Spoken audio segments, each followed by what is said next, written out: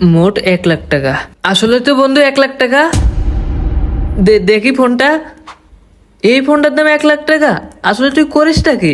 কই কিছুই তো করি না, মনে চাইলে বাপের দোকানে যাই, না হলে বন্ধু বান্ধবের সাথে আড্ডা মেরে বেড়াই। তুই তো ইনকাম করিস না, এটা টাকা এই খুলিস নে, অন্য সময় দেখিস নতুন ফোন। আচ্ছা শোন, তুই তো ইনকাম করিস না, এটা টাকা কই পেলি? কেন বাপের তে নিছি? বাপের থেকে টাকা নিয়ে তুই 1,00,000 টাকা দিয়ে এই ফোন কিনছিস?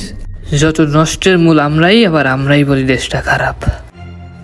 বলতে পারবি আমাদের বাংলাদেশের বেকারত্বের হার এত বেশি কি জন্যে? কি জন্যি? এই আমাকে নিজেকে দোষের জন্য। তুই এই যে 1,00,000 টাকা দিয়ে ফোন কিনছিস না, এই 1,00,000 টাকা তুই যদি কোনো ব্যবসায় খাটাতি, তাহলে কমপক্ষে না হলেও মাসে তোর এখান থেকে 10 থেকে 15,000 টাকা লাভ আসতো। তোর কি দরকার ছিল এই 1,00,000 টাকাটা নষ্ট করার? তোর বাপের পকেটের টাকা খরচ করি কোনো দরকার ছিল?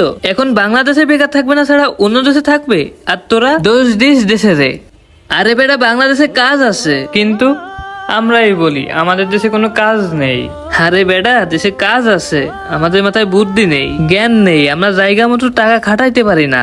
এই সাইফুল, এই তোরে দাঁড়াইতে বললাম, দাঁড়ালি না কেন? তোরে বললাম যে ফোনটা আমার পছন্দ হয়েছে, আমি নেবো।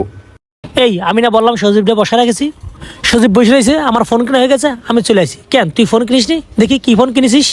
ফোন আর নিতে পারলাম কই? তোরে যে বললাম 5-6 হাজার টাকা হলার দিতি, তুই তো দিলি না। তুই যদি দিতিস তাহলে তো আমি 14টা এখনই নিয়ে চলে আসতে পারতাম।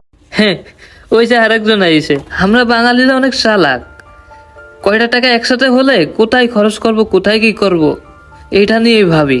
শখ আহ্লাদগুলো আগে পূরণ করি, পরে যে কি হবে সেটা ভাবি না, পরেরটা পরে। তারপর নিজের দেশ বাংলাদেশের নামে বদনাম করি। হাই রে বাঙালি, কবে যে মানুষ হবি?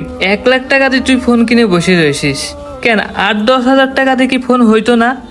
আরগুলো টাকা দিয়ে তুই তো ব্যবসাও করতে পারতিস। হাই রে মানুষ, ধর তোর 1,00,000 টাকার ফোন। আমরা বেকার থাকি আমাদের নিজেদের দোষেরই কারণে। বেকারত্বের হারটা আমরা নিজেরাই বৃদ্ধি করি। 10টা টাকা পাইলে সেই টাকা দিয়ে আমরা নিজেদের শখ আহ্লাদ আগে পূরণ করি। শেষমেশ কিছু না করতে পারলে আমরা নিজেরা নিজেদের দেশেরই দোষ দেই।